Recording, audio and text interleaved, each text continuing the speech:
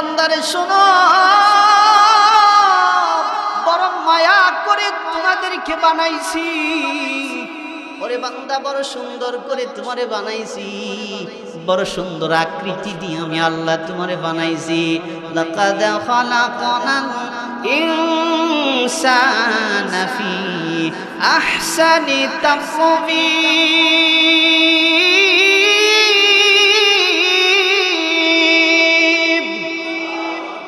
বড় মায়া করে, মোহাব্বত করে, বড় সুন্দর করে, সুন্দর ঘটনাকৃতি দিয়ে তোমারে বানাইলাম।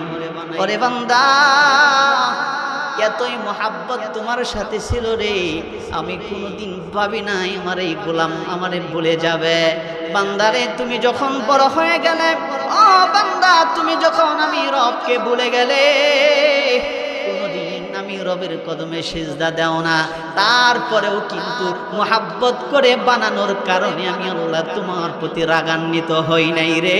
যদি রাগ করতাম, সূর্যের আলো তোমার জন্য বন্ধ করে দিতাম। যদি রাগ করতাম রে, তাহলে এক বেলা খানাও তোমার পেটের ভিতরে যাইতো না। বান্দারে, আমি কত মোহাব্বত তোমারে করি তুমি জানো? এত নাফরমানি করো রে বান্দা, তারপরেও কিন্তু আমি আল্লাহ তোমারে বলি নাই রে।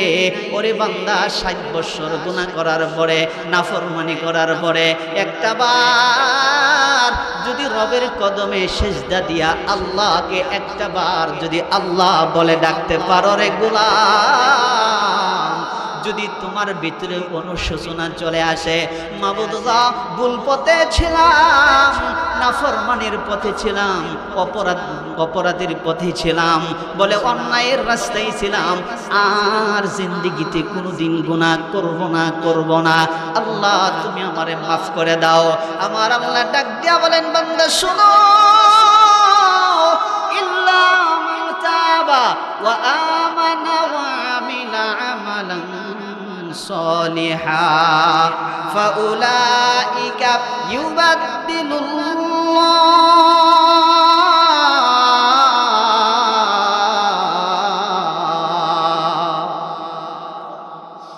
سيئاتهم حسنات وكان الله غفورا رحيما। বান্দার একটা বার ডাকার মতো যদি ডাকতে পারো রে, আমি আল্লাহ তোমার তামাম জিন্দেগির সব গুনাহগুলো মাফ করে দে। সাইয়্যাতিহিম হাসানাত, শুধু মাফ দেই না, তুমি যে গুনাহগুলো করেছিলে এই গুনাহগুলো আমি আল্লাহ নেকের দ্বারা পরিবর্তন করে দিই। সুবহানাল্লাহ। ইন্নাল হামদালিল্লাহিল আকরামিল্লাযী খালাকাল ইনসান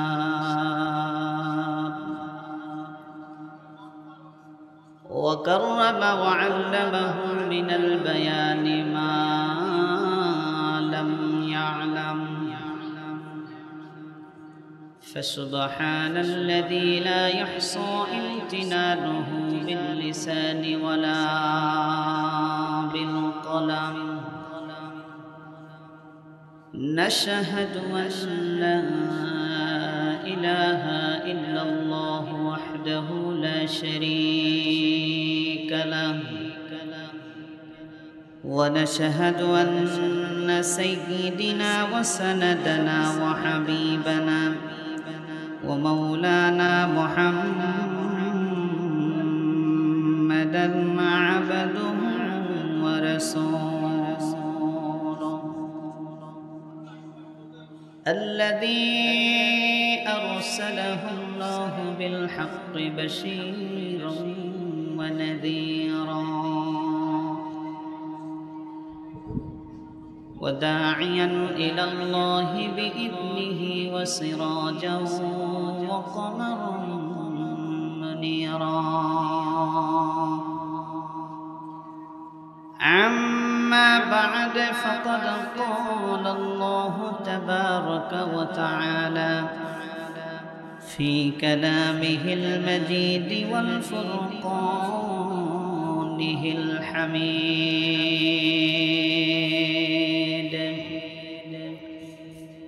أعوذ بالله من الشيطان الشيطان الرجيم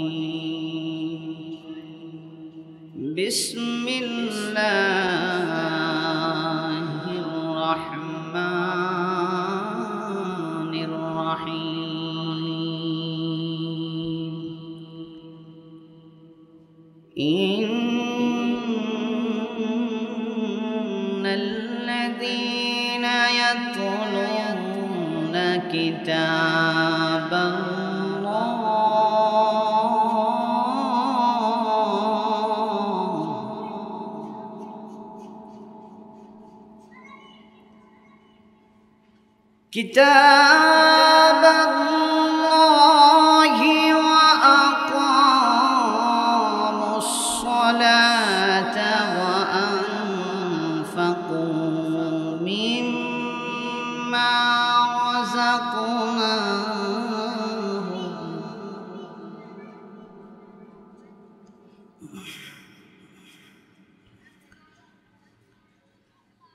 سرا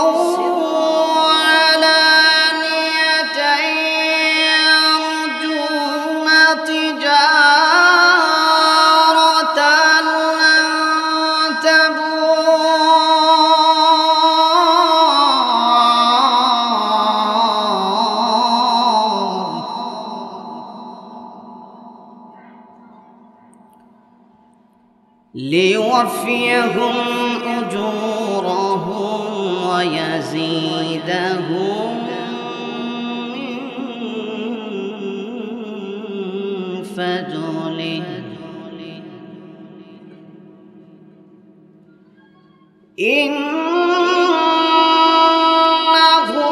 غفور شكور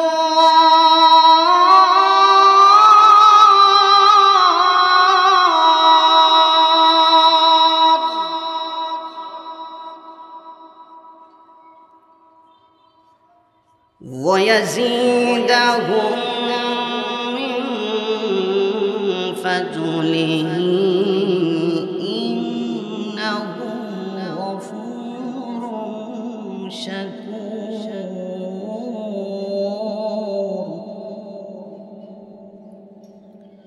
صدق الله المولانا العظيم وقال تعالى إن الله وملائكته يصلون على النبي يا أيها الذين آمنوا صلوا عليه وسلموا تسليما হে দয়াময় জান্নাতে দিও আমার মাকে হে দয়াময় জান্নাতে দিও আমার বাবাকে জোরে মোহাব্বতে বলেন আমিন। আল্লাহ তাআলা আমাদের আব্বা আম্মাকে জান্নাত দিবে আমরা চাইতো আল্লাহ তাআলা যেন আমাদের আব্বা আম্মাকে জান্নাত দান করে দেয় জোরে বলেন আমিন। চাইতে হবে কার কাছে? আমরা চাইতে পারবো? বলেন আমার সাথে, হে দয়াময় জান্নাতে দিও আমার মাকে। পৃথিবীর মায়া বলে আমাকে একা করে চলে গেলে মা,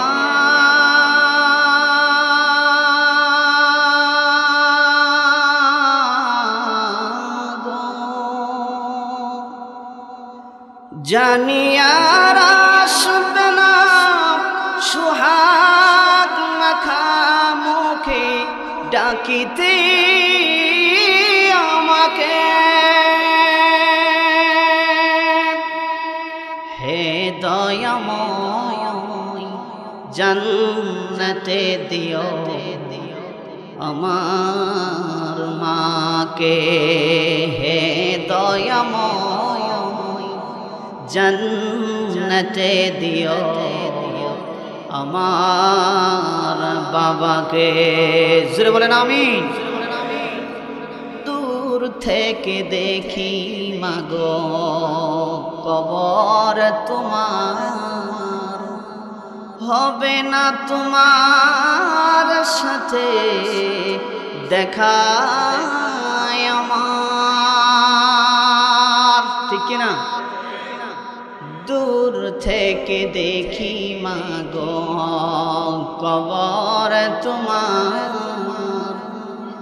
হবে না তোমার সাথে দেখা আমার। কেন চলে গেলে গো একা করে, কেন হারালে মা, কেন হারালে হে দয়াময়, জান্নাতে দিও আমার মাকে। আমি হে দয়াময়, জান্নাতে দিও আমার বাবাকে। এক বাক্যে সবলে উচ্চ আওয়াজে বলেন আমিন। আল্লাহ তাআলা যেন আমাদের আব্বা আম্মার গোটা জিন্দেগির গুনাহ মাফ করে কবর গোলা জান্নাতের টুকরা বানায় দেয়। জোরে বলেন আমিন। আল্লাহর রহমত, আল্লাহর নিয়ামত ছাড়া কোনো মানুষ দুনিয়াতে বাঁচতে পারবে? বাঁচা সম্ভব? আল্লাহ তাআলা যদি তার রহমত এবং নিয়ামত 5 মিনিটের জন্য স্টপ করে দেয়, বন্ধ করে দেয়, কোনো প্রাণী দুনিয়ার জমিনে বাঁচতে পারবে? কোনো মানুষ বাঁচতে পারবে? সেজন্য আমি বারবার বলি, আল্লাহ তাআলা আমাদেরকে যত নিয়ামত দিয়েছেন সমস্ত নিয়ামতগুলাই দামি না কম দামি বলেন তো? হুয়াল্লাযী খালাকা লাকুম, আমাদের সম্মুখে আল্লাহ যা আমাদেরকে দিয়েছেন সব নিয়ামতগুলাই দামি, কম দামি কোনো নিয়ামত নাই। তবে স্পেশাল কিছু দামি নিয়ামত আল্লাহর পক্ষ থেকে আল্লাহ তার বান্দাদেরকে দিয়েছেন। তার মধ্যে একটা হলো অক্সিজেন। নাম কি বলেন? আরেকটা আওয়াজ দিয়া যুবক ভাইরা, এই অক্সিজেন নামক নিয়ামতের কন্ট্রোল কে করেন? আচ্ছা, এবার আল্লাহ বলল বান্দা 5 মিনিটের জন্য স্টপ করে দিলাম, উপায় কি? রাস্তা আছে, সব ফিনিশ, ডানেও কিছু নাই, বামেও কিছু নাই, সামনেও কিছু নাই, পিছনেও কিছু, শুধু কয় মিনিট?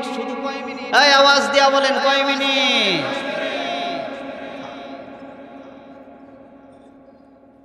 মুসলমান ভাইরা আমার, এই অক্সিজেন নামক দামি নিয়ামত আল্লাহ রাব্বুল আলামিন কুদরতি হাতের মাধ্যমে করে থাকেন, দুনিয়ার কোনো মানুষের হাতে দেয় নাই।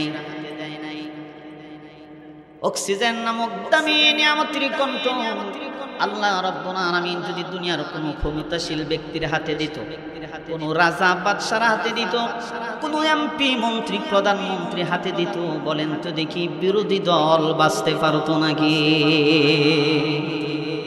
সম্ভব ছিল? বলে খালি সুইচটা একটু উল্টা মুসুরা দেয়া স্টপ করে দিত, বিরোধী দল বাঁচার ক্ষমতা, বাঁচার কোনো বৈশিষ্ট্য থাকতো? থাকতো না। আল্লাহ রাব্বুল আলামিন সেই জন্যই ভালো করে জানেন এই অক্সিজেন নামক নিয়ামতের কন্ট্রোল দুনিয়ার কোন রাজা বাদশা এমপি মন্ত্রী প্রধানমন্ত্রীর হাতে দেয় নাই রে ভাই। আমার রব আল্লাহ তাআলা এই দামি নিয়ামতের কন্ট্রোল তার কুদরতি হাতের দ্বারা নিজেই করে থাকেন। সুবহানাল্লাহ।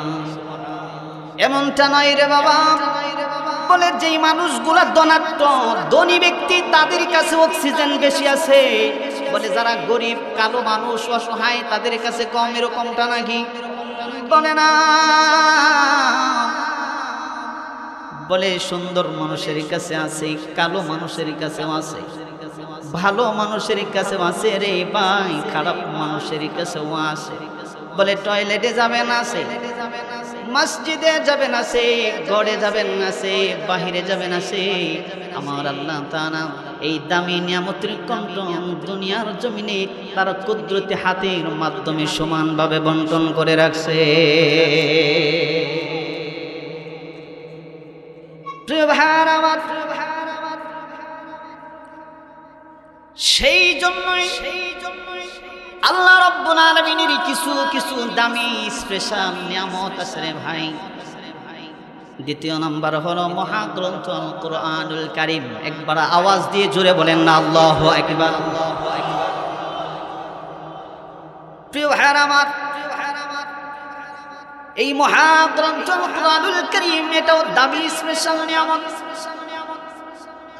যেই কোরআন থেকে আমি তেলাওয়াত করেছি, সূরাতুল ফাতির থেকে 35 নম্বর সূরা 29 নম্বর আয়াতে কারিমা। বন্ধুগণ আমার, ভাইয়ার আমার, দিলের কান লাগায় কথাগুলো বোঝা লাগবে, তাহলে আপনি বুঝতে পারবেন। দুনিয়ার জমিনে একটা সময় আমাদের গেছে রে ভাই, অস্তিত্ব বলতে কিছুই আমাদের ছিল না, ঠিক কিনা বলেন? একটা মানুষের একাধিক নাম থাকে, একাধিক বাড়ি থাকে, একাধিক ঘর থাকে, একাধিক ভাই থাকে, আবার একাধিক বাবাও আছে না নাই? মুসলমান ভাইরা আমার,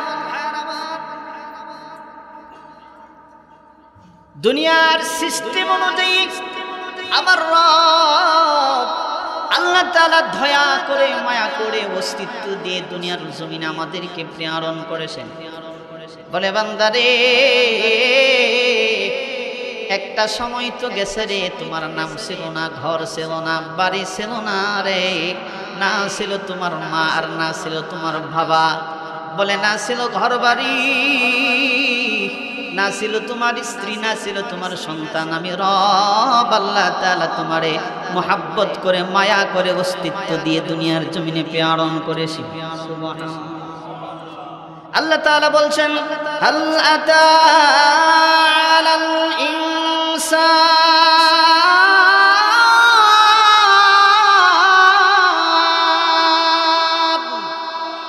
এই পিছনের ভাইরা জোরে বলেন আল্লাহু আকবার। আল্লাহু আকবারের নাম জবান থেকে উচ্চারণ করতে কৃপণতা আসে? এই আওয়াজ দিয়া বলেন, কৃপণতা অলসতা আসে? যদি কৃপণতা ভাব প্রকাশ হয়, যদি অলসতা ভাব প্রকাশ হয়, বুঝে নিবেন ইমানের ভিতরে ভেজাল আছে। এই আওয়াজ দিয়া বলেন ঠিক কিনা? আল্লাহু আকবারের আওয়াজ জোরে হবে না আস্তে হবে? আল্লাহু আকবার বলেন, আল্লাহু আকবার।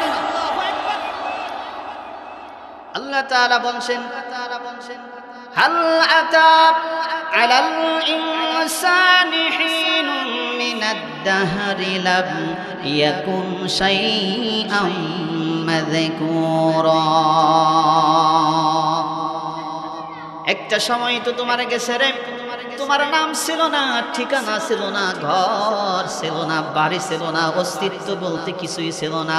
আমি রব আল্লাহ তাআলা তোমার অস্তিত্ব দিয়ে দুনিয়ার জমিনে প্রেরণ করেছি। সুবহান। কেমন করে আমার রব আল্লাহ তাআলা অস্তিত্ব দিয়েছেন জানেন? বলে আমার মা আর আমার বাবার মিলনের মাধ্যমে এক ফোঁটা নাপাক পানি মায়ের গর্ভের ভিতরে আমার রব আল্লাহ তাআলা 40 দিনে নাপাক পানিটারে জমাট রক্তে পরিণত করেছেন। তারপরে 40 দিন আস্তে আস্তে করে আমার রব আল্লাহ তাআলা কুদরতিভাবে 40 দিনে গোশতের রূপে পরিণত করেছেন। তারপরে সেই গোশতের ভিতরে আবার কুচি কুচি হাড় দিয়ে আল্লাহ তাআলা একটা বডি তৈরি করেছেন। সুবহান। فكسونا العظام لحما। আল্লাহু আকবার। পরে সেই বডির উপরে আল্লাহ তাআলা চামড়া দিয়ে ছাউনি দিয়েছেন। আমার আল্লাহ তাআলা ডাক দিয়া বলেন, বান্দারে শোনো রে, মায়ের গর্ভের ভিতরে তোমার রূহ যখন আমি আল্লাহ সেটিং করে দিলাম, সেট করে দিলাম, তোমার খাবারের প্রয়োজন হলো রে। দুনিয়ার কোনো ডক্টর, দুনিয়ার কোনো ইঞ্জিনিয়ার, দুনিয়ার মা বাবা সেই মায়ের পেটের ভিতরে অন্ধকারের ভিতরে কেউ খাবার পৌঁছাইতে পারে নাই রে। আমি রব আল্লাহ তাআলা মায়ের পেটের ভিতরে সেই অন্ধকারের ভিতরে তোমার খাবারের ব্যবস্থা করে দিয়েছিলাম। আল্লাহু আকবার, জোরে বলেন আল্লাহু আকবার। শুধু কি তাই না, আমার আল্লাহ তাআলা বলেন বান্দারে, যখন মাস পুরা হয়ে গেল, দুনিয়ার জমিনে বাচ্চার আকারে আমি তোমারে নিয়ে আসলাম। বান্দারে, দুনিয়াতে আসার পরে তোমার অবস্থা কি ছিল তুমি জানো? কান্না ছাড়া কোনো ভাষা তোমার জবানে ছিল না রে। আমি আল্লাহ তাআলা তোমার জবানের ভিতরে কান্না সেটিং করে দিয়েছিলাম। আমরা কেউ দুনিয়াতে আসার পরে আম্মাকে আম্মা বলে ডাকতে পারি নাই, আব্বাকে আব্বা বলে ডাকতে পারি নাই, বলে খিদা লাগলে খানার কথা বলতে পারি নাই। শুধু জবানে একটা আওয়াজ ছিল, চিল্লায়া বলেন সেটার নাম কি? আওয়াজ দিয়া বলেন সেটার নাম কি? কান্না ছাড়া কোনো ভাষা আমার জবানে ছিল না। আমার রব আল্লাহ তাআলা বলেন, রে গোলাম শোনো রে, তুমি যখন কাঁদতে রে, তোমার মায়ের কলিজার ভিতরে তীরের মতো আঘাত লাগতো, কলিজার ভিতরে তীরের মতো আঘাত লাগতো রে বান্দা। মা জননী বুঝতে পারতো আমার সন্তানের কিছু একটা প্রয়োজন হয়েছে রে। যতই দূরে থাকুক না কেন, মায়ের কানের ভিতরে সন্তানের কান্নার আওয়াজ গেলে মা বসে থাকতে পারে না। কথা বলেন ঠিক কিনা?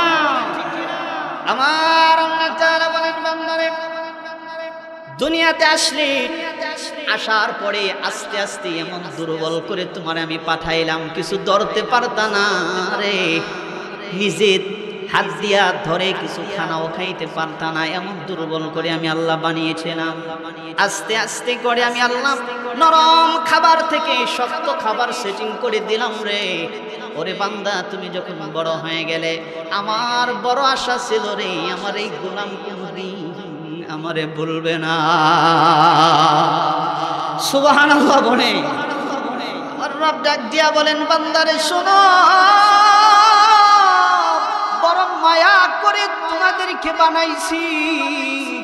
ওরে বান্দা, বড় সুন্দর করে তোমারে বানাইছি, বড় সুন্দর আকৃতি দিয়ে আমি আল্লাহ তোমারে বানাইছি।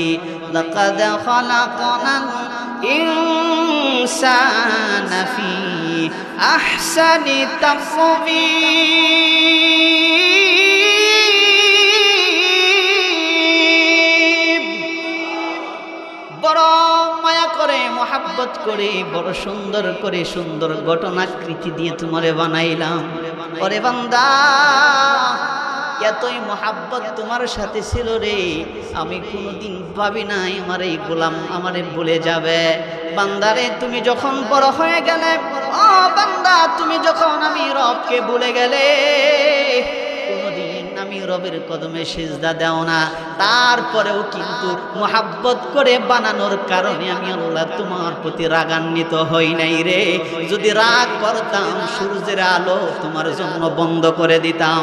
যদি রাগ করতাম রে, তাহলে এক বেলা খানাও তোমার পেটের ভিতরে যাইতো না। বান্দারে, আমি কত মোহাব্বত তোমারে করি তুমি জানো?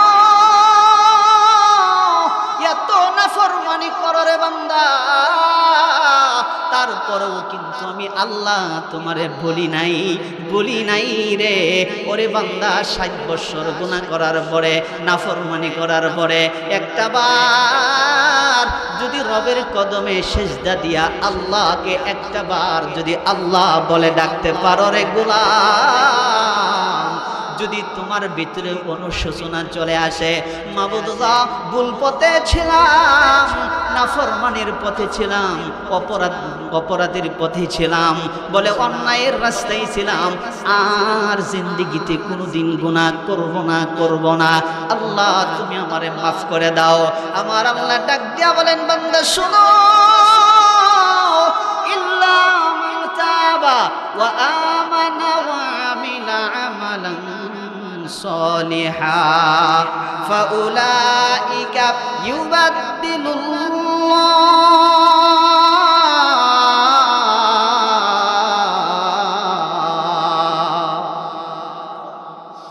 سيئاتهم حسنات وكان الله غفورا رحيما বান্দার একটাবার ডাকার মতো যদি ডাকতে পারো রে আমি আল্লাহ তোমার तमाम জিন্দেগীর সব গুনাহগুলো maaf করে দে সাইয়াতিহিম হাসানাত শুধু মাপ দেই না তুমি যে গুনাহগুলো করেছিলে এই গুনাহগুলো আমি আল্লাহ নেকের দ্বারা পরিবর্তন করে দিই সুবহানাল্লাহ সেজন্য ভাইরা আমার ডাকার মতো ডাকতে হবে কাকে যে আল্লাহ মোহাব্বত কইরা আমাদেরকে বানাইছে সেই রবকে কি আমরা ডাকার মতো ডাকতে পারবো গভীর রজনীতে 2 রাকাত নামাজ পড়ে সেজদায় গিয়ে আমার মালিককে একটা ডাক দিবেন আর বলবেন আল্লাহ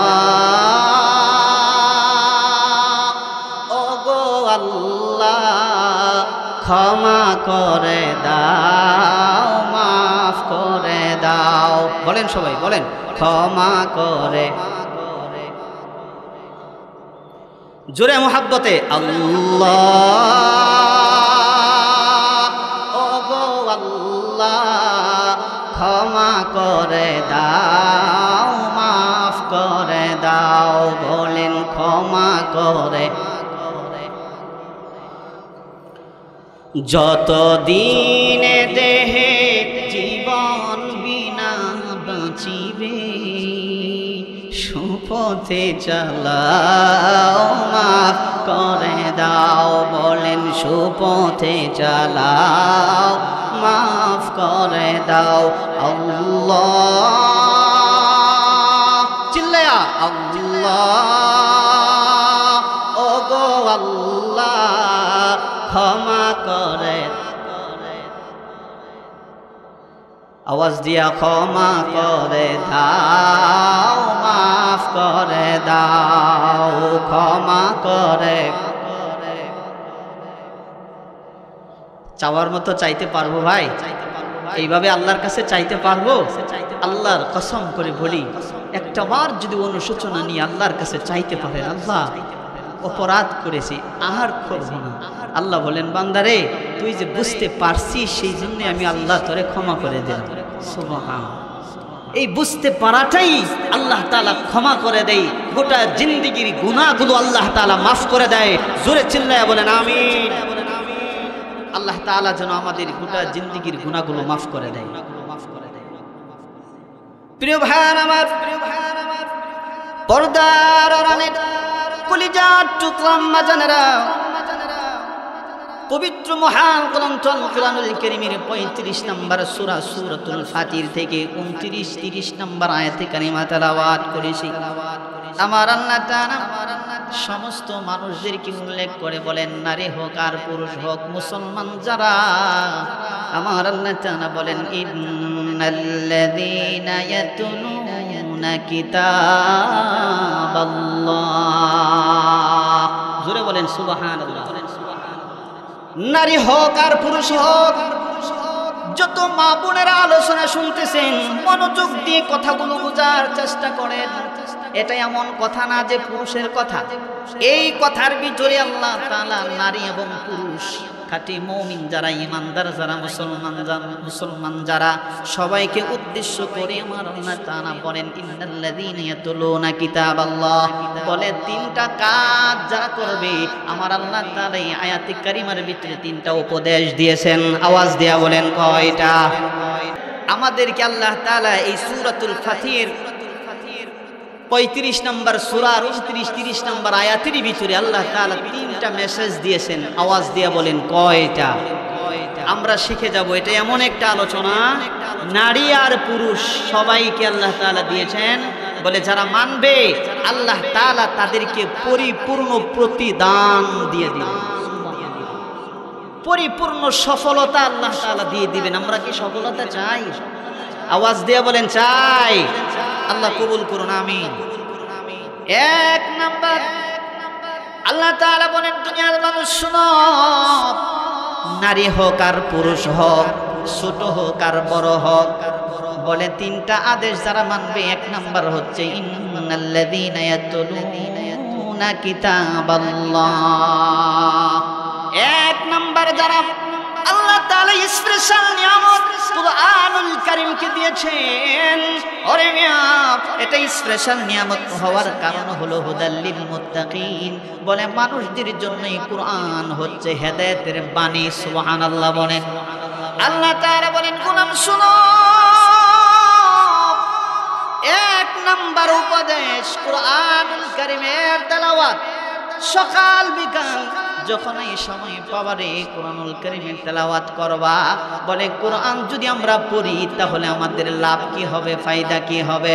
আরেক জায়গায় আমার আল্লাহ তাআলা বলেন বান্দারে শোনো, তোমাদের ভিতরে কেউ কি আসেনি রে ওয়ালাকাদ ইয়াসসারনাল কুরআন লিযিকরি ফাহাল মিন মুদ্দাকির। বলে তোমাদের ভিতরে কেউ আসেনি কুরআনুল কারীমের উপদেশ গ্রহণ করবে। আমরা যদি বলি আল্লাহ কুরআনের উপদেশ গ্রহণ করলে আমাদের লাভ কি হবে, ফায়দা কি হবে? আমার আল্লাহ তাআলা বলেন গোলাম শুনো, কুরআনুল কারীমের উপদেশ যারা গ্রহণ করবে রে, জাহান্নামী মানুষগুলো আমি আল্লাহ তাআলা জান্নাতি বানাইয়া দিব। এই কোরআনের উপদেশ যারা মানবে, জাহান্নামী মানুষ আল্লাহ তাআলা জান্নাতি বানাইয়া দিবে। সুবহানাল্লাহ। বলে কেন? এবার দিলের কান লাগায়া শুনেন। বলে কেন জাহান্নামী মানুষ জান্নাতি হবে জানেন? কোরআনের উপদেশ গ্রহণ করলে কেউ কি সুদ খাইতে পারে? কথা হয় নাই। সুদখোর আছে আপনাদের এলাকায়? কোরআনের উপদেশ গ্রহণ করলে সুদ খাবে, কোরআনের উপদেশ গ্রহণ করলে ঘুষ খাবে, কোরআনের উপদেশ গ্রহণ করলে বেপরদাই চলবে, কোরআনের উপদেশ গ্রহণ করলে পরে জবান থেকে মিথ্যা কথা বলবে। বলে না রে, সেই জন্যই তো আমার রব আল্লাহ তাআলা বলেন করবি নি রে কুরআনুল কারীমের উপদেশ গ্রহণ করবে। বান্দারে আমি জানি রে কুরআনের উপদেশ গ্রহণ করলে আমার বান্দা ঘুষ খাবে না, কুরআনের উপদেশ গ্রহণ করলে আমার বান্দা সুদের কারবার করবে না, কুরআনের উপদেশ গ্রহণ করলে আমার বান্দারা বেপরদাই চলবে না, কুরআনের উপদেশ গ্রহণ করলে আমার বান্দা তার জবান থেকে কোনদিন মিথ্যা বলবে না। সেই জন্যই তো আমার রব বলেন বান্দারে করবি নি রে জাহান্নামী মানুষ আমি আল্লাহ জান্নাতি বানাইয়া দিব। সুবহানাল্লাহ, সুবহানাল্লাহ। ও মিয়া শুধু কি এখানেই শেষ না? অনেক কথা, অনেক কথা। আমার আল্লাহ তাআলা ডাক দিয়া বলেন গোলাম শুনো, وَإِذَا قُرِئَ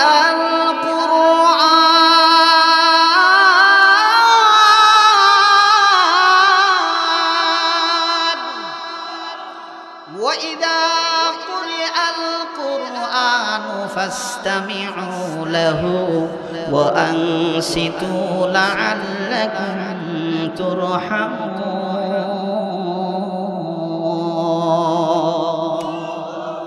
কোরআন পড়বি বান্দারে, কোরআন শুনবি, মনোযোগ দিয়ে কোরআন শুনবি, মনোযোগ দিয়ে কোরআন পড়বি, হট্টগোল করা যাবে না। বান্দারে কোরআন পড়লে পরে আমি আল্লাহ আসমান থেকে তোমাদের উপর রহমত নাজিল করে দেব।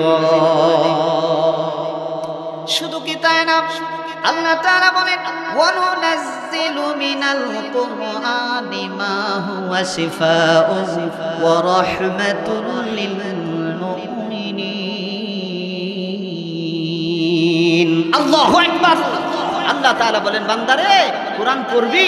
আমরা যদি বলি আল্লাহ কোরআন পড়লে আমার কি হবে, আমার আল্লাহ বলেন বান্দারে রোগ মুক্ত দেহ আমি করে দেব। এ হয় নাই, জোরে বলে হয় নাই। হ্যাঁ, আমাদের দেহের ভিতরে রোগ আছে না নাই? কলবের ভিতরে রোগ আছে না নাই? বলে হাতের ব্যথা, মাজার ব্যথা, কোমরের ব্যথা, মাথার ব্যথা, জোরে বলেন আছে না নাই? তারপরে কলবের রোগ আমাদের আছে না নাই? বলে কলবের ভিতরে রোগ থাকার কারণে শিরক গ্রহণ করে, আর কলবের ভিতরে রোগ থাকার কারণে শিরক গ্রহণ করে নেই। যখন বান্দা শিরক গ্রহণ করে নামাজও পড়ে, নামাজের ভিতরে ইয়্যাকা না'বুদু ওয়া ইয়্যাকা নাস্তাঈন, আল্লাহ তোমার ইবাদত করি, তোমার কাছেই সাহায্য চাই। বলে কলবের রোগ থাকার কারণে আবার মানুষের কাছেও সন্তান চায়। এই জোরে বলেন কথা ঠিক কিনা? সেজন্যই মুসলমান ভাইরা আমার, শুধু এখানেই শেষ না, আমার আল্লাহ তাআলা ডাক দিয়ে বলেন ওয়া ইযা তুলিয়াত আলাইহিম আয়াতুহু যাদাতুহুম ঈমানা ওয়া আলা রাব্বিহিম ইয়াতাওয়াক্কালুন। জোরে বলেন আল্লাহু আকবার। আল্লাহ তাআলা বলছেন বান্দারে কোরআন পড়বি, কোরআনের আয়াতগুলো পড়বি, আয়াতগুলো দেখবি, আমি আল্লাহ তাআলা ওয়া ইযা তুলিয়াত আলাইহিম আয়াতুহু যাদাতুহুম ঈমানা, বলে তোর দামি নিয়ামতের নাম ঈমান, এই ঈমানটাকে আমি আল্লাহ তাআলা বাড়াইয়া দেব। আমরা যদি বলি আল্লাহ ঈমান তুমি কতটুকুন বাড়াইবা, ঈমান তো দেখা যায় না, পরীক্ষা করা যায় না, মাবুদ গো কতটুকুন ঈমান বাড়াইবা? আমার আল্লাহ তাআলা বলেন ওয়া আলা রাব্বিহিম ইয়াতাওয়াক্কালুন, এমন বাড়ামোরে বান্দা জিন্দেগিতে কল্পনাও করতে পারবি না। বলে বান্দা তুই অন্য কারো উপর ভরসা করবি না। এই আল্লাহ আমাদের জন্য যথেষ্ট কিনা? এই আওয়াজ দিয়া বলেন যথেষ্ট কিনা? হাসবি আল্লাহু লা ইলাহা ইল্লা হু আলাইহি তাওয়াক্কালতু ওয়া হুয়া রাব্বুল আরশিল আযীম। ওরে বান্দা, এমন রবের উপরে ঈমান আনি নাই রে, যেই রব গরিব একবার দিলে পরে আর দিবে না। এমন রবের উপর ঈমান আনি নাই যেই রব একবার দেওয়ার পরে আর একবার নিষেধ করে দিবে। এমন রবের উপরে ঈমান আনি নাই রে, যেই রব একবার দেওয়ার পরে দ্বিতীয়বার রাগান্বিত হয়ে যাবে। আওয়াজ দিয়ে বলেন না ভাই কথা ঠিক কিনা? বলে এমন রবের উপর ঈমান আনছি রে মুসলমান, এমন রবের উপর ভরসা করি রে। আল্লাহ বলেন বান্দারে চাওয়ার মতো যদি চাইতে পারিস রে গোলাম, দেওয়ার মতো আমি আল্লাহ হাজির আছি। আল্লাহ আমার রব, ওই রবই আমার সব। বলেন আল্লাহ আমার রব, দমে দমে তন মনে তারি অনুভব। আল্লাহ আমার রব, ওই রবি আমার সব। আল্লাহ আমার রব, ওই রবি আমার সব। আওয়াজ দিয়া বলেন কথা ঠিক না বেশি? মুসলমান ভাই আমার, একটা বার কি আপনি চিন্তা করে দেখছেন নি এই দুনিয়া কিন্তু থাকার জায়গা না? ঠিক কিনা বলেন? রবকে যদি রব বলে স্বীকার না করে, রবের আদেশগুলো যদি না মানেন, কবরের জিন্দেগিতে কি নিয়ে যাইবেন? হাসরের ময়দানে কি নিয়ে রবের সামনে দাঁড়াইবেন? ঠিক কিনা? প্রিয় ভাই আমার, আপনি আমার কথাগুলো যদি দিল দিয়ে শুনেন বুঝতে পারবেন দুনিয়া থাকার জায়গা না, দুনিয়াতে কেউ কোনোদিন থাকতে পারবে না। আজকে যদি মারা যায় আমার নাম হয়ে যাবে লাশ, একটা ঘন্টার জন্যও কিন্তু খাটে রাখবে না। এই কথা বলেন ঠিক কিনা? মুসলমান ভাইয়ার আমার, কলিজার টুকরা আম্মা জানারা, যেই ঘরের ভিতরে আপনি ঘুমাইতেন, ঘরের জায়গায় থাকবে রে, বাড়িওয়ালা থাকবে না। বলে যেই আলনায় তুমি কাপড় লটকায় রাখতা, সেই আলনার জায়গায় আলনা থাকবে রে, কাপড়ের জায়গায় কাপড় থাকবে রে, বাড়িওয়ালা থাকবে না। যেই প্লেটে তুমি খানা খাইতা রে বাবা, যেই চেয়ারে বসে তুমি খানা খাইতা, যেই প্লেটে তুমি খানা খাইতা, প্লেটের জায়গায় প্লেট থাকবে, চেয়ারের জায়গায় চেয়ার থাকবে, বিছানার জায়গায় বিছানা থাকবে রে, বাড়িওয়ালা থাকবে না। সেজন্যই আমি বলি বাড়িওয়ালা নাই রে, বাড়ি নাই রে দুনিয়াতে, বাড়িওয়ালা নাই রে বাড়ি নাই রে দুনিয়াতে, চোখেরই পলকে তুমি হতে পারো লাশ। এই আওয়াজে ওয়াজ করুন যাব, জোরে বলেন ঠিক না বেঠি?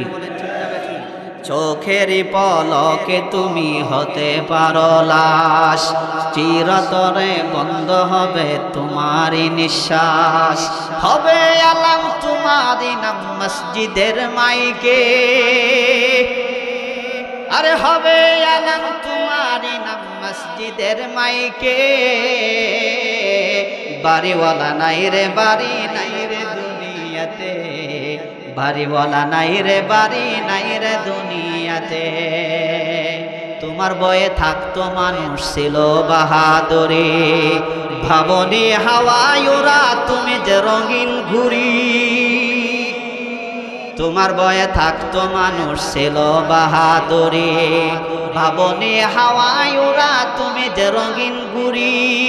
সুতোয় টান দিলে মালি,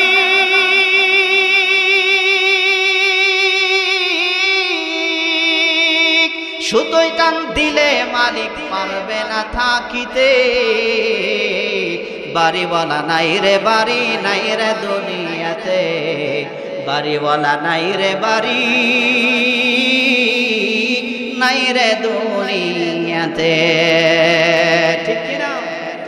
সেজন্যই মুসলমান ভাইরা আমার, যেই জিনিসের ভালোবাসায়, যেই জিনিসের মহাব্বত, যার মহাব্বত যেই জিনিসের মহাব্বতে পড়ে আমার রবকে বলে আছো মুসলমান, আজকে যদি আমি তুমি মারা যাই আমাদের নাম হয়ে যাবে লাশ, একটা দিনের জন্য কিন্তু ঘরের ভিতরে রাখবে না।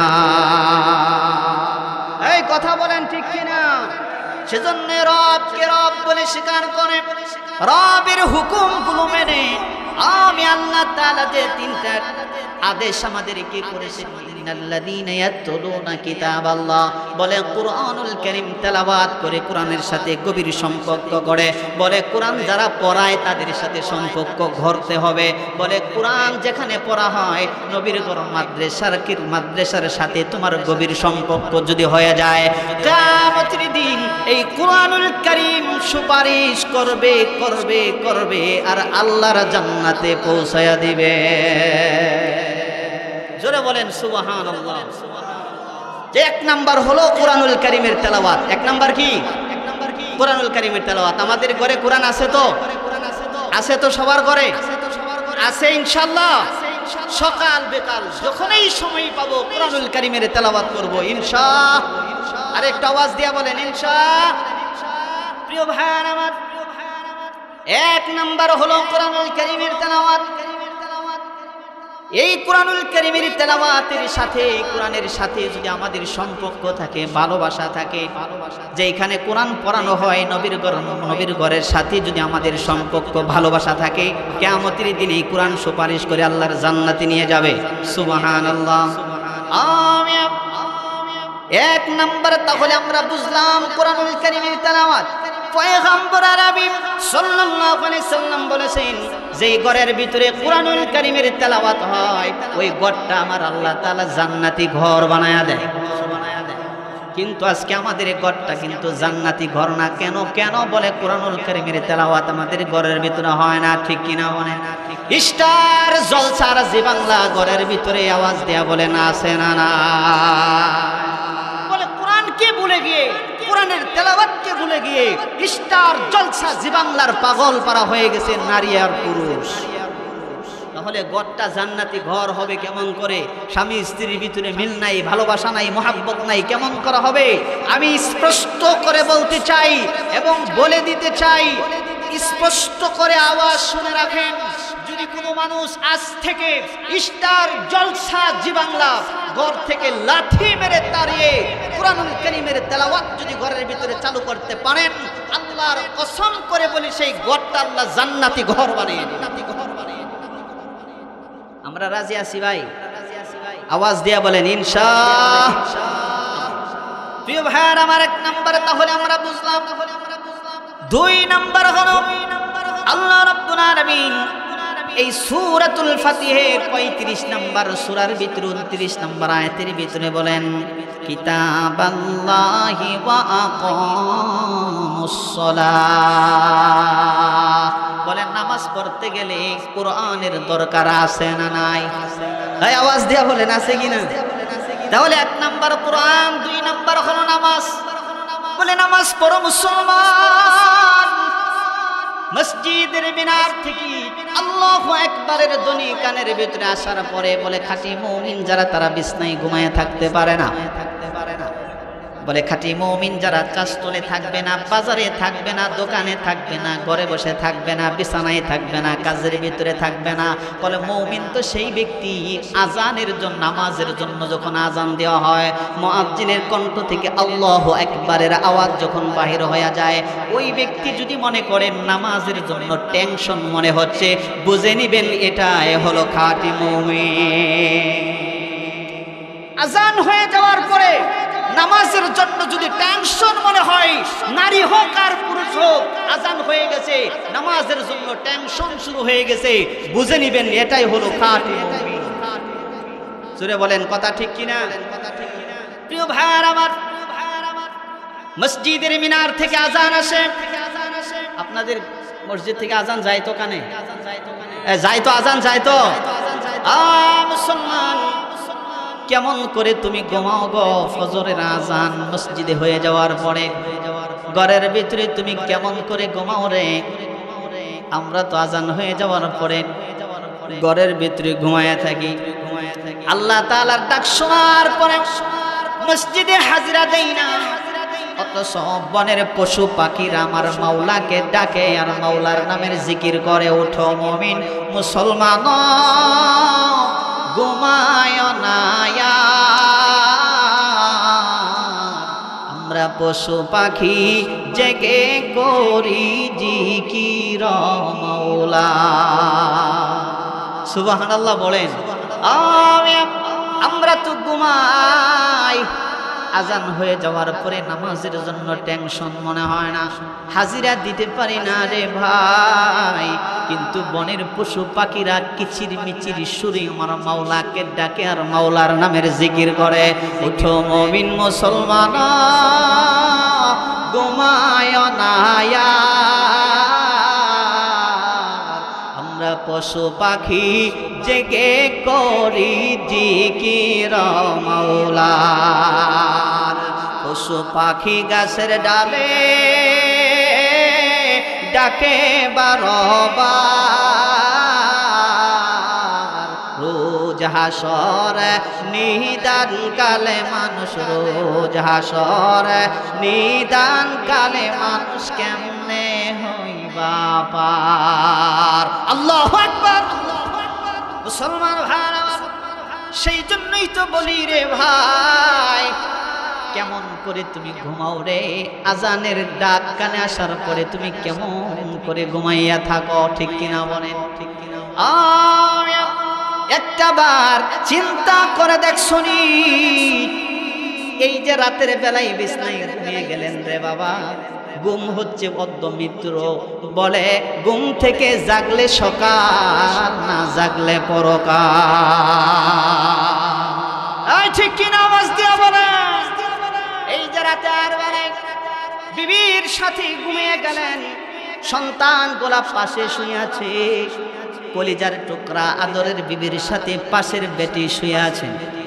বলে এই যে ঘুমের ঘরে গেলেন, আমার আল্লাহ তাআলা যদি কুদরতি ভাবে জাগায়া না দেয়, বলে ঘুম থেকে যদি জাগেন তাহলে সকাল, না জাগলে হয়ে যাবে পরকাল। ঠিক কিনা? মরণের যন্ত্রণা বড় ভয়াবহ। এই মরণের স্বাদ যার দেহে প্রাণ আছে তাকে কিন্তু গ্রহণ করা লাগবে। ঠিক কিনা বলেন? এবার চিল্লায়া আওয়াজ দিয়ে বলেন তো দেখি, মরণ আমাদের সামনে না পিছনে? হয় নাই, জোরে বলেন। এই মরণ লাগবো তো? কেরা কেরা মরবেন না হাতরে দেখি তো? সবাই মরবেন? মরণ আসবে। মরণের যন্ত্রণা বড় ভয়াবহ। আহা, একটা কথা মনে পড়ে গেছি, কই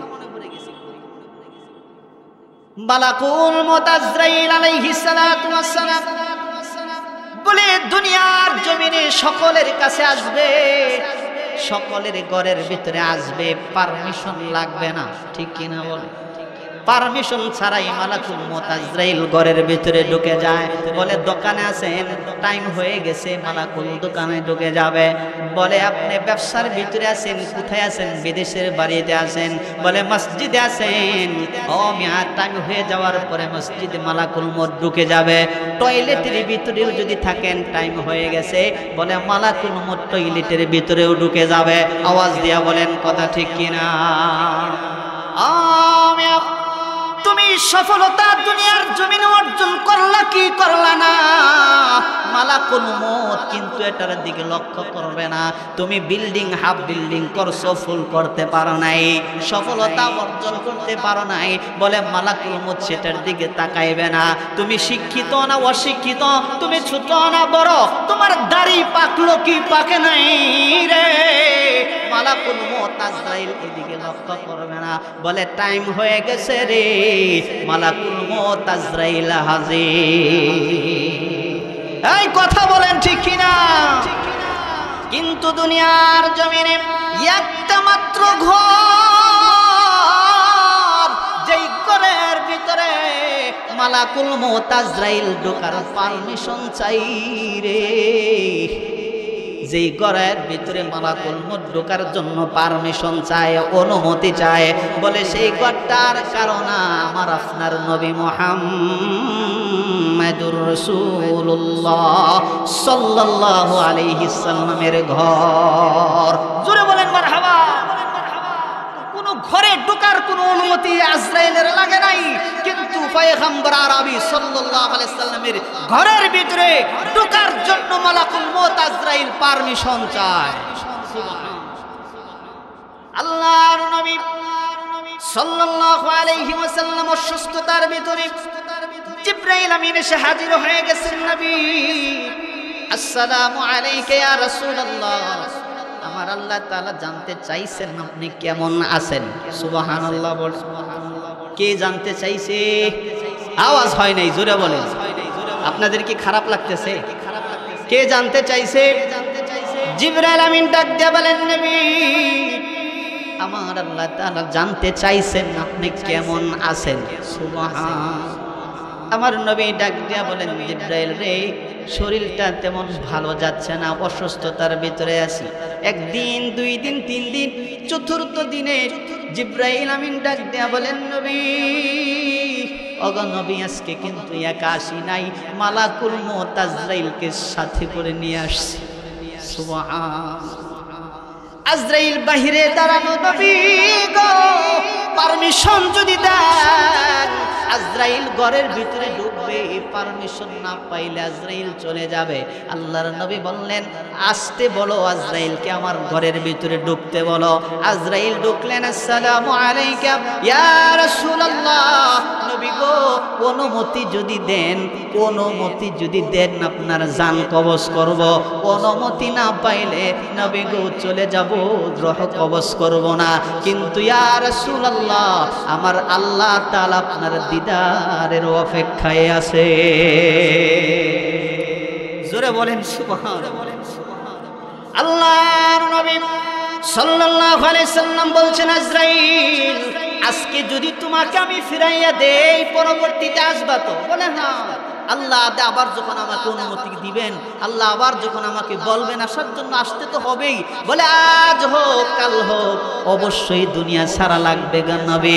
আল্লাহ রাসূল বলেন, আজরাইল রে, আর থাকতে চাই না রে, জলদি করে তুমি আমার রূহ কবজ করে নিয়ে যাও। সুবহান। আল্লাহর নবী সাল্লাল্লাহু আলাইহি সাল্লাম অনুমতি দিলেন। মালাকুল মউত আজরাইল তার হাতটা রাসূলের বুকের উপরে যখন রাখলেন, আল্লাহর নবী জাকুনি মেরে হাতটা সরিয়ে দিলেন।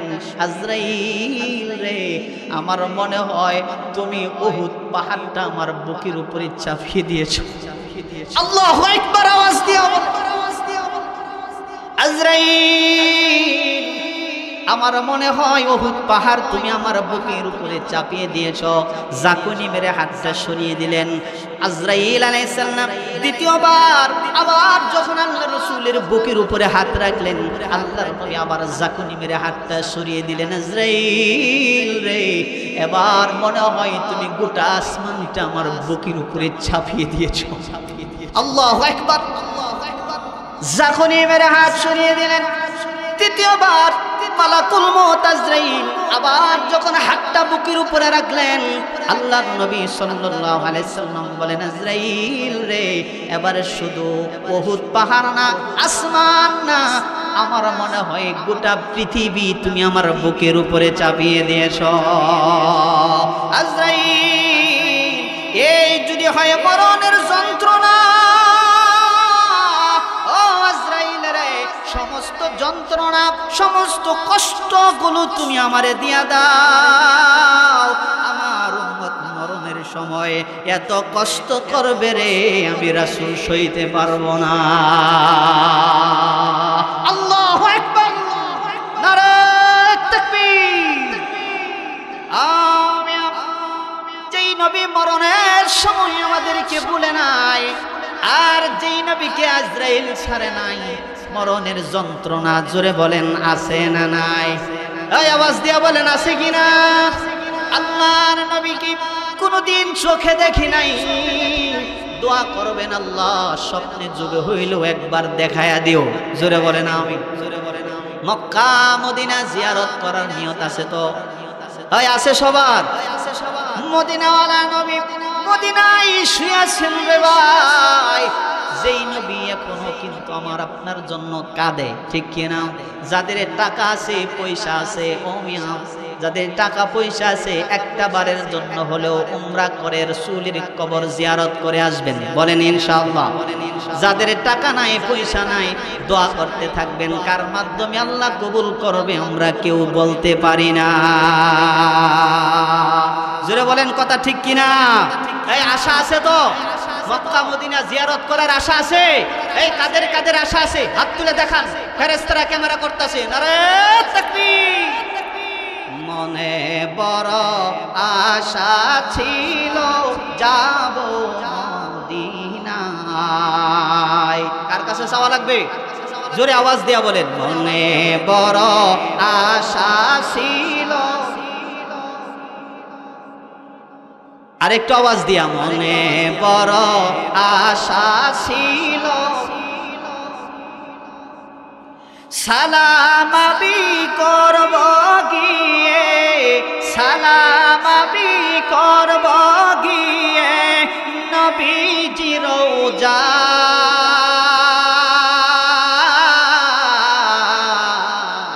মনে বড় আশা ছিল, হায়রে মনে বড় আশা ছিল যাব মদিনায়। আরব সাগর পাড়ি দিব, নাই যে আমার তরি, পাখি নয় তো উড়ে যাইব ডানাতে বরে করি, ঠিক কিনা? আরব সাগর পাড়ি দিব, নাই যে আমার তরি, পাখি নয় তো উড়ে যাইব ডানাতে বরে করি।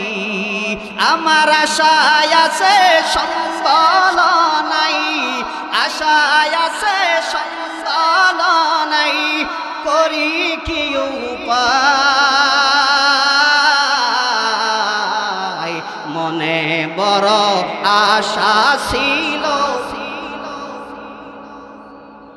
হায়রে মনে বড় আশা ছিল, সালাম আবি করব গিয়ে, সালাম আবি করব গিয়ে নবীজি রওজায়। মনে বড় আশা ছিল যাব মদিনায়, হায়রে মনে বড় আশা ছিল। আল্লাহ যেন কবুল করেন, জোরে বলেন আমিন। আল্লাহ তুমি আমাদেরকে কবুল করো, জোরে মোহাব্বতে বলেন আমিন, জবান খুলে বলেন আমিন। আল্লাহ কবুল করুন। প্রিয় ভাই আমার, তাহলে দিলের কানটা লাগাইয়া আর 10টা মিনিট কথাগুলো বোঝার চেষ্টা করেন। আছেন তো?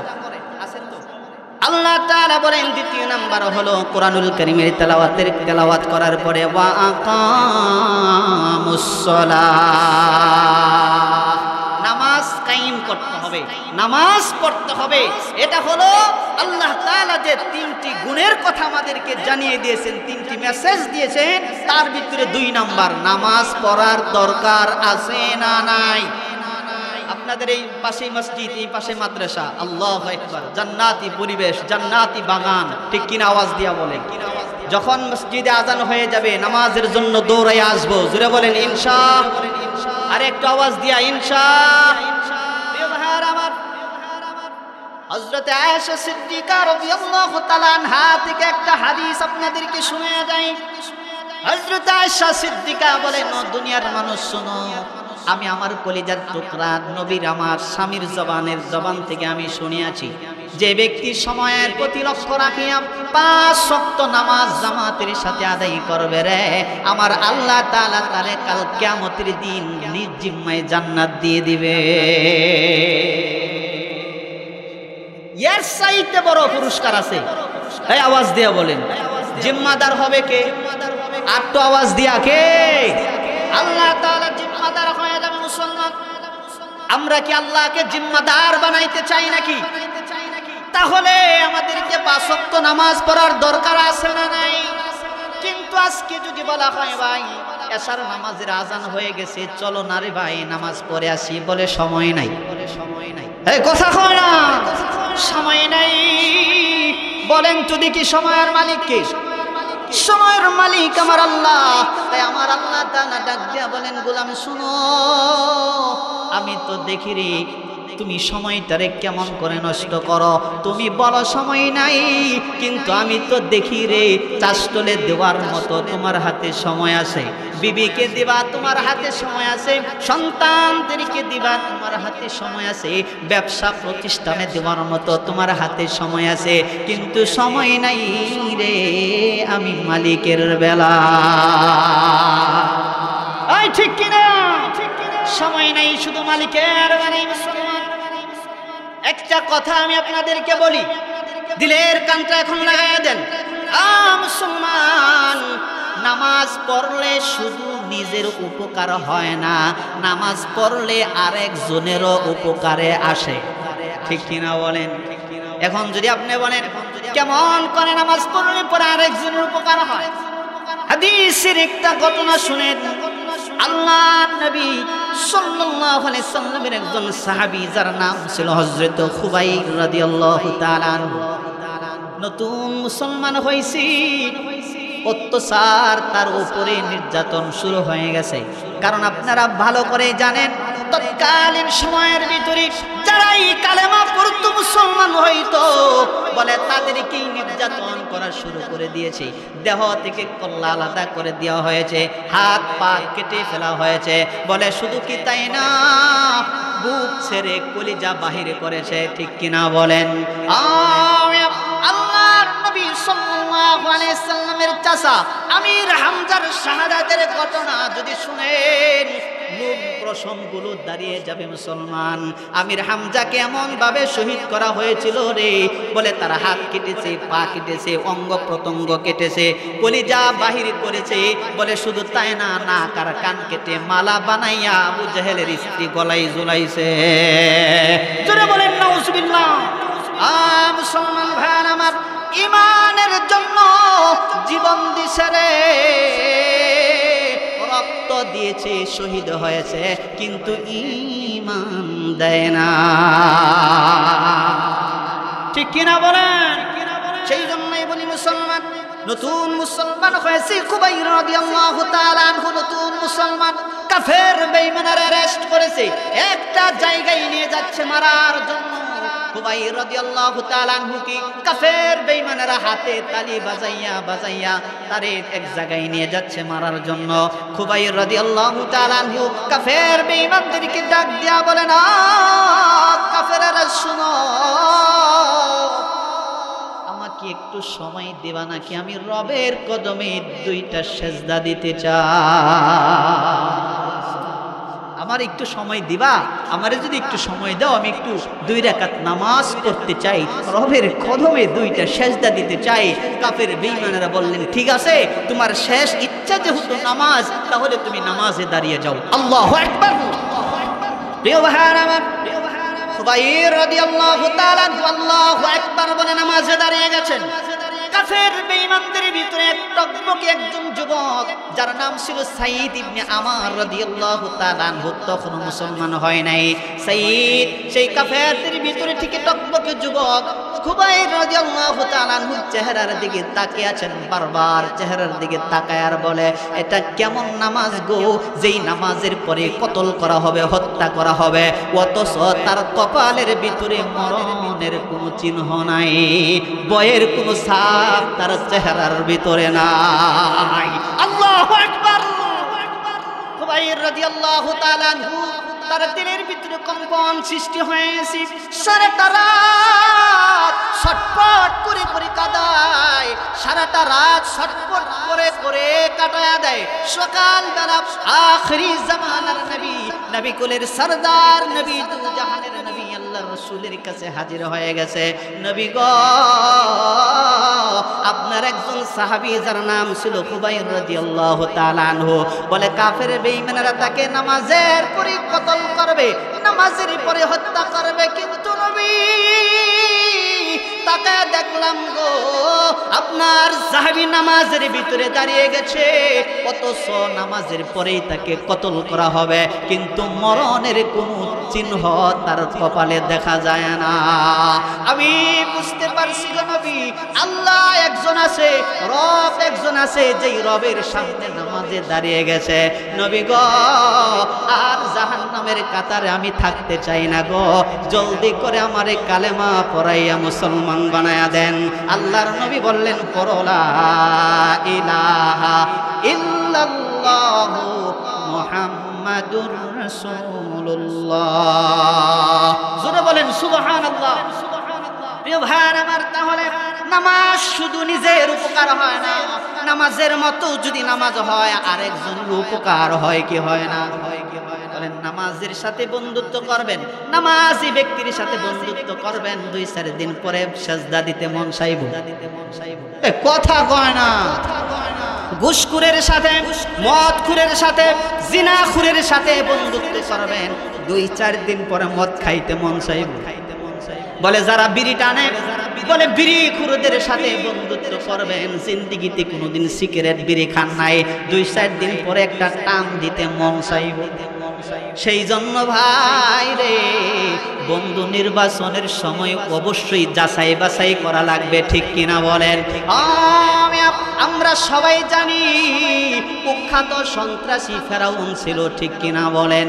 যিনি আজও পর্যন্ত আল্লাহ তাআলা তার লাশটাকে জীবিত রাখছেন, আল্লাহ তাআলা আজও পর্যন্ত তার লাশটাকে টিকায়া রাখছেন। কুখ্যাত সন্ত্রাসী ফেরাউন ততটুকু খারাপ ছিল না রে, যতটুকু খারাপ ছিল তার বন্ধু হামান। এই কথা কয় না। বলে তার বন্ধু হামান যতটুকু খারাপ ছিল, ফেরাউন ততটুকু খারাপ ছিল না। বলে হামান সব কান পরা দিয়া দিয়া, হামান সব সময় তাকে কান পরা দিতে দিতে দিতে দিতে বলে সবচাইতে বেশি খারাপ বানাইছে হামান। বলে ফেরাউন ততটা খারাপ ছিল না যতটা খারাপ ছিল হামান তার বন্ধু।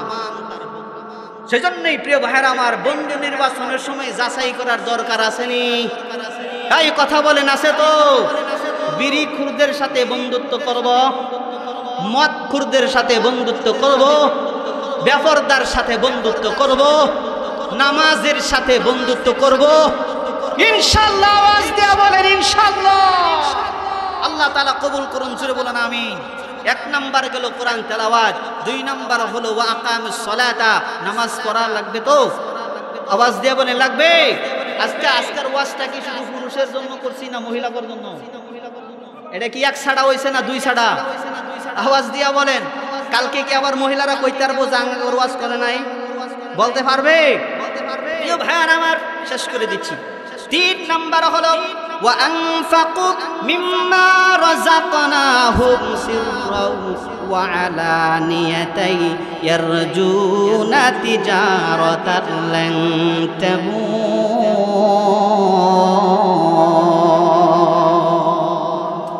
3 নাম্বার হচ্ছে ওয়া আনফাকু মিম্মা রাযাকনাহুম। আল্লাহ তাআলা আমাদেরকে যে রিজিক দিয়েছেন, যে সম্পত্তি দিয়েছে, আল্লাহ তাআলা আমাদেরকে যে দৌলত দিয়েছে, ধন দিয়েছে, এই ধন থেকে, এই সম্পত্তি থেকে, এই রিজিক থেকে আল্লাহর রাস্তায় দান করতে হবে। জোরে বলেন মারহাবা।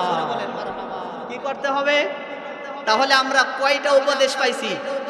1 নাম্বার কি? হয় নাই? জোরে বলেন 1 নাম্বার কি? কালকে আবার কবাইন যে ওয়াজ বুঝছি না, ওইটা হইতো না। 1 নাম্বার কি? 2 নাম্বার কি? 3 নাম্বার কি? ওয়া আনফাকু মিম্মা রাযাকনাহুম। দান করতে হবে প্রকাশ্যে, গোপনে, আল্লাহর রাস্তায়, আল্লাহর দেওয়া জান, আল্লাহর দেওয়া মাল। জোরে বলেন ঠিক কিনা? এখন আসেন, এই 3টা যদি মানি, আমাগরে আল্লাহ কি দিব? ঠিক কিনা? জানার দরকার আছে তো। আল্লাহ তাআলা এই সূরাতুল ফাতির 30 নম্বর আয়াতের ভিতরে, 29 নম্বর আয়াতের ভিতরে আল্লাহ তাআলা এই 3টা গুণের কথা বলে। 30 নম্বর আয়াতের ভিতরে আল্লাহ তাআলা আবার জানায়া দেয় লিওয়াফিয়াহুম উজুরাহুম ওয়া ইয়াজিদাহুম মিন ফাদলিহি ইন্নাহু গফুরুন শাকুর।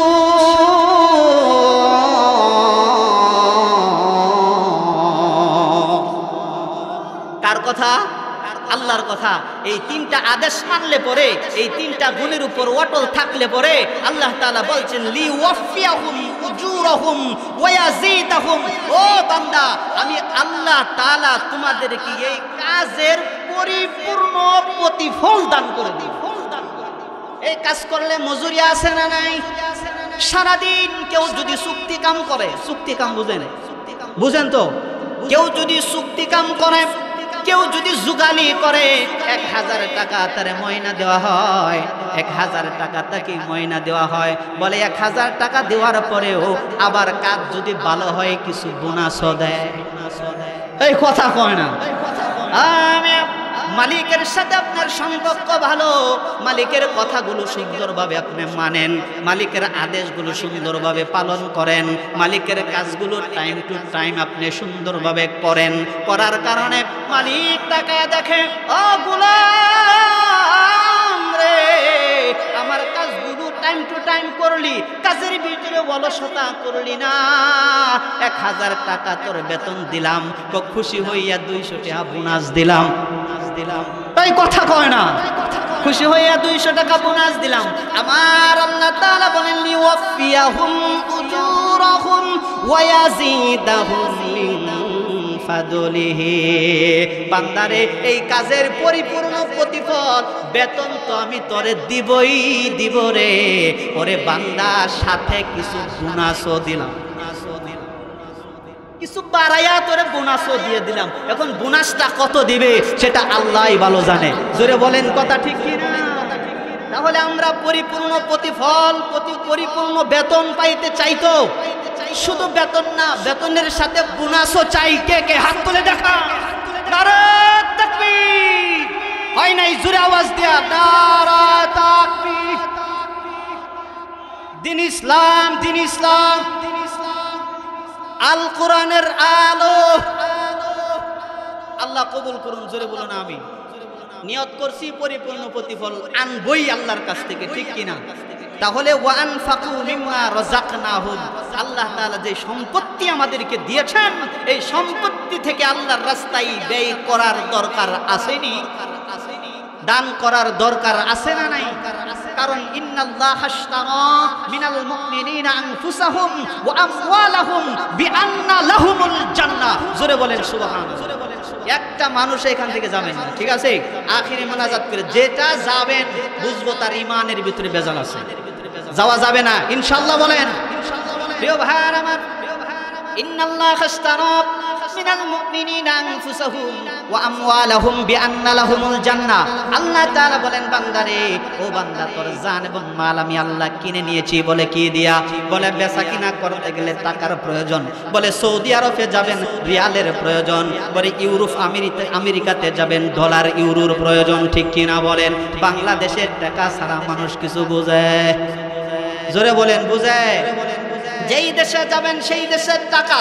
আমার আল্লাহ তাআলা বলেন, গোলাম শোনো, কি দিয়া তোমার সাথে জান মালের বেচাকেনা করছি জানো রে? ইন্নাল্লাহা আশতারা মিনাল মুমিনিনা আনফুসাহুম ওয়া আমওয়ালাহুম বিআন্না লাহুমুল জান্নাহ। বান্দারে, সবচেয়ে দামি নিয়ামত জান্নাত দিয়া আমি আল্লাহ তোমার জান মাল কিনে নিয়েছি। কারণ আমি জানি রে বান্দা, পরকালের জিন্দেগিতে সবচাইতে তোমার উপকারে আসবে জান্নাত। জোরে বলেন ঠিক কিনা? পরকালে মারা যাওয়ার পরে সবচাইতে যেটা আমাদের প্রিয় হবে, সবচাইতে যেটা আমাদের কাছে হবে, সবচাইতে যেটা আমাদের প্রয়োজন হবে, সেটার নাম হলো জান্নাত। জোরে বলেন ঠিক কিনা? আল্লাহ তাআলা ভালো জানেন, সেই জন্য আমার রব ডাক দিয়া বলেন, বান্দারে, আমি চাইলেও অন্য কিছু দিয়া তোমার জানমাল কিনতে পারতাম। আমি চাইলেও আমার কাছে টাকার অভাব নাই, আমার কাছে ডলারের অভাব নাই, আমার কাছে ইউরোর অভাব নাই। বান্দারে, আমি চাইলে পরে অন্য কিছু দিয়া তোমার জানমাল আমি আল্লাহ কিনতে পারতাম, কিন্তু কিনি নাই। আমি আল্লাহ তাআলা দামি জান্নাত দিয়া তোমার জানমালটারে কিনে নিয়েছি। আবার আল্লাহ তাআলা বলেন, বান্দারে শোনো, জান মাল আমি আল্লাহ কিনে নেওয়ার পরে আমার কাছে রাখি নাই।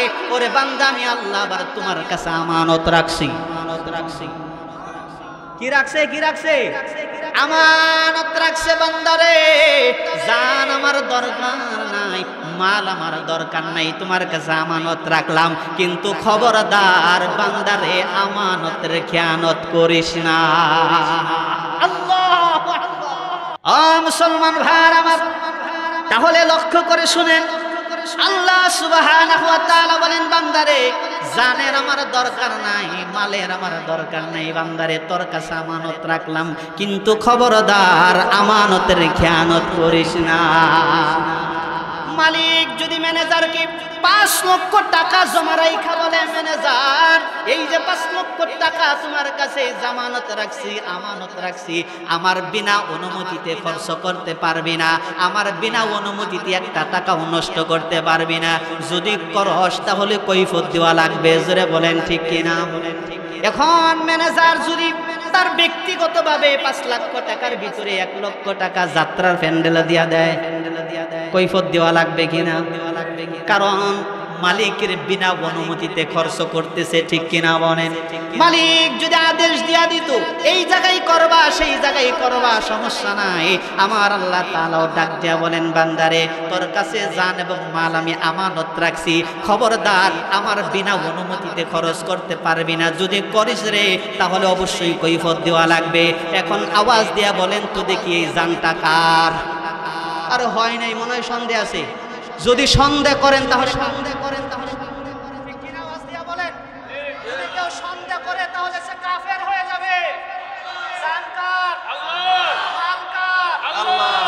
দুটা হাত তুলে বলেন, জানকার, মালকার? আল্লাহর জান। জোরে বলেন, আল্লাহর জান, আল্লাহর মাল খরচ করতে হবে কার রাস্তায়? এখন যদি 1 লাখ যাত্রার প্যান্ডেলে দিয়া দেন, কথা কয় না, হবে হবে হবে হবে হবে হবে না। সেই জন্যই তো আমার আল্লাহ তার পয়গম্বর আরবি সাল্লাল্লাহু আলাইহি সাল্লামের মাধ্যমে জানিয়ে দিয়েছেন। পয়গম্বর জানিয়ে দেন, মান বানা লিল্লাহি মাসজিদান বানাল্লাহু বাইতান ফিল জান্নাহ। বলে, দুনিয়াতে আপনার কোন উম্মত যদি আমার জন্য ঘর বানায়, জান্নাতে আমি আল্লাহ তার জন্য ঘর বানাবো। সুবহানাল্লাহ, জোরে বলেন। প্রিয় ভাইরা আমার, সেই জন্যই জানকার, মালকার, তা কার রাস্তায় খরচ করা লাগবে? আমরা কি খরচ করতে রাজি আছি? যে 3টা গুণ, 3টা গুণের ভিতরে 3য় নাম্বার গুণ হলো আনফিকু মিম্মা রাযাকনাহুম। খরচ করা লাগবে কার রাস্তায়? আল্লাহর রাস্তায় রাজি আছি ইনশাআল্লাহ।